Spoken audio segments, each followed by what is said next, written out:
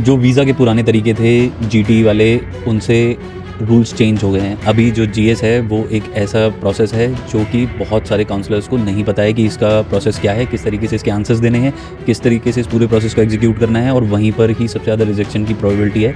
तो अगर आप अपना जीटी जीएस क्लियर करना चाहते हो, एडमिशन लेना चाहते हो, वीज़ा लेना चाहते हो, तो आपको एक ऐसे काउंसलर की ज़रूरत पड़ेगी जिसको ये अपडेटेड पूरा प्रोसेस पता हो।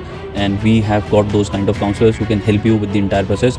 सो while you are watching this video also make sure कि आप एक बार अगर कॉल करोगे तो आपको वो सारे आंसर्स मिल जाएंगे, जिससे कि वीज़ा ऑफिसर के जो डाउट्स हैं आपकी प्रोफाइल को लेकर वो हम सॉर्ट कर पाएंगे। So without wasting any time, let's start. Hi, hello everyone. This is Chakit from VAC Global Education. In this video, we are going to discuss one of the most important critical factor which will decide your visa probability, which is the GS interview. How you need to clear your GS interview. There is no physical interview which is going to happen. So everything what you are going to mention in the precise manner in your GS form is going to decide your visa outcome.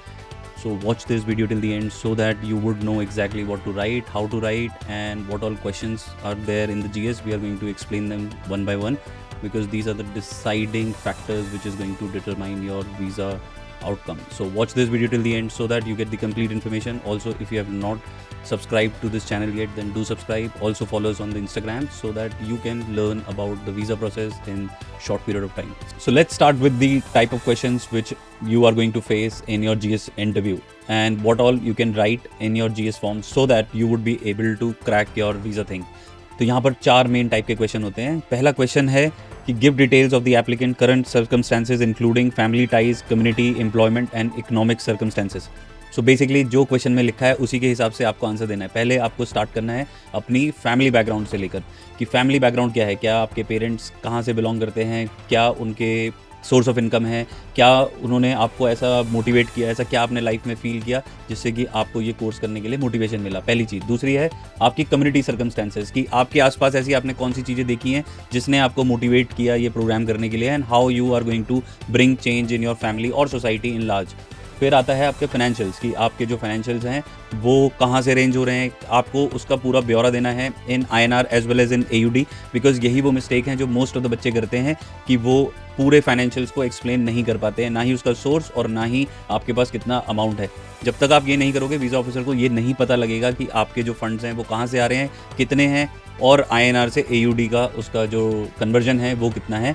और last है आपका course जो आपको उसमें mention करना है, और उसमें जो भी आप थोड़ी बहुत डिटेल दोगे इन प्रिसाइज मैनर कि आपने ये कोर्स क्यों चूज़ किया है, that would really going to help you in the visa outcome. And then you need to give the economic condition in your home country कि आप यहाँ पर वेल ऑफ हो, आपका पर्पस जो है वो ऑस्ट्रेलिया जाके पढ़ाई करना है, ना कि वहाँ जाकर परमानेंटली सेटल होना है या पैसे कमाना है। उससे हट के आपको बात करनी है कि आपने क्यों ये कोर्स चूज़ किया है, आपके पास इनफ पैसे हैं, आपके पास इनफ मोटिवेशन है, आप एक अच्छे कोर्स में जा रहे हो और वहाँ जाकर आप अपनी लाइफ को बेटर करोगे, अपने स्किल्स को एनहांस करोगे, वहाँ आपको फोकस करना है। नाउ जीएस आपके लिए इतना इंपॉर्टेंट फैक्टर इसलिए है क्योंकि अगर हम कंसिडर करें यूएस को, यूके को, जर्मनी को, तो ये कंट्री क्या करती हैं, ये आपको फिजिकल इंटरव्यू के लिए बुला लेती हैं जिसमें आपसे 1-on-1 सवाल पूछेंगे कि आपके एजुकेशन बैकग्राउंड क्या है, आपके फाइनेंशियल्स क्या हैं, आपके पेरेंट्स क्या करते हैं, आपने ये फंड्स कहाँ से अरेंज करें हैं। बट ऑस्ट्रेलिया के केस में क्योंकि there is no personal interview, that's why it is very important for you to answer एक एक क्वेश्चन को अच्छे से, सो दैट कि उनको ये पता लग सके कि आपका ऑब्जेक्टिव, आपका पर्पस क्या है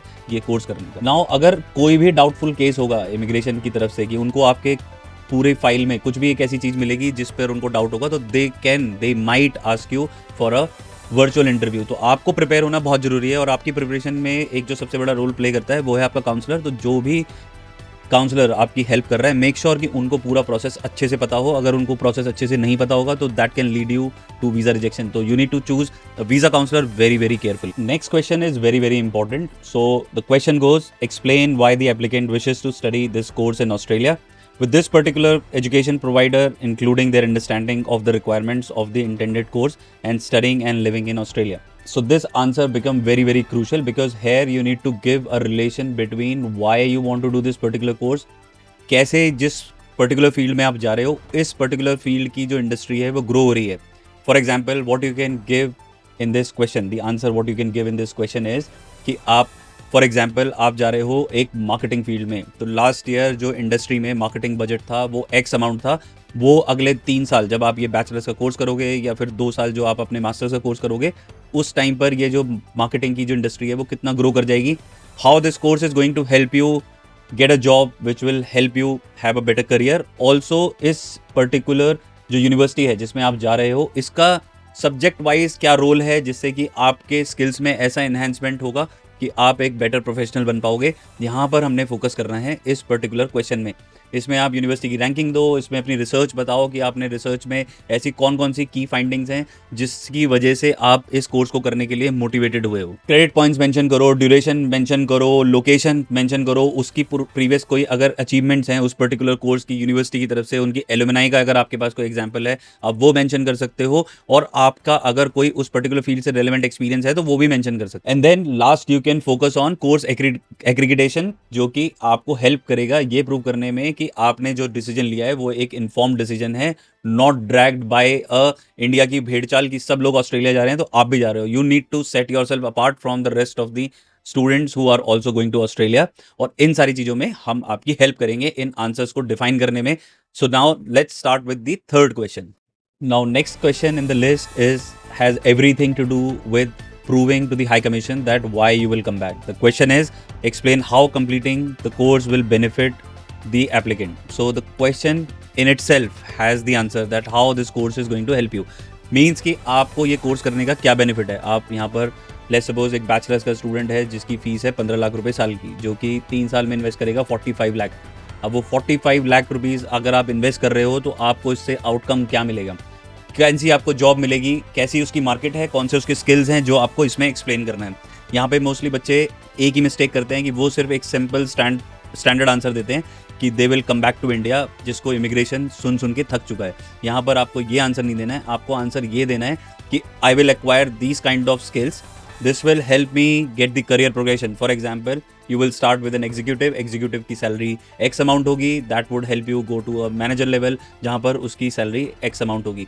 तो इस तरीके से अगर आप एक डिटेल्ड आंसर दोगे, उससे वीज़ा ऑफिसर को समझ आएगा कि that you are taking an informed decision, not just writing it कि मैं यहाँ पर जाऊँगा, पढ़ाई करूँगा और वापस आ जाऊँगा। वापस आने के बाद आप कैसी जॉब करोगे, उसमें आपको कितनी सैलरी मिलेगी, आपको किस तरीके से आपका करियर प्रोग्रेशन होगा, वो आपको डिटेल में एक्सप्लेन करना है। और यही वो सारे क्वेश्चन हैं जहाँ से बच्चे की इंटेंट पता लगती है कि क्या वो वीज़ा के लिए यहाँ पर आ रहा है, कैसे उसके सर्कमस्टेंसेज हैं उसकी होम कंट्री में, क्या वो सिर्फ यहाँ पर एंटर करना चाहता है या वो एक्चुअली में वापस जाएगा। क्योंकि अगर किसी को इंडिया में 15-20 लाख रुपए की जॉब मिलेगी 45 लाख रुपए खर्च के, तो वो क्यों नहीं इंडिया वापस आएगा जब उसके पास यहाँ पर इतनी सारी अपॉर्चुनिटी हैं।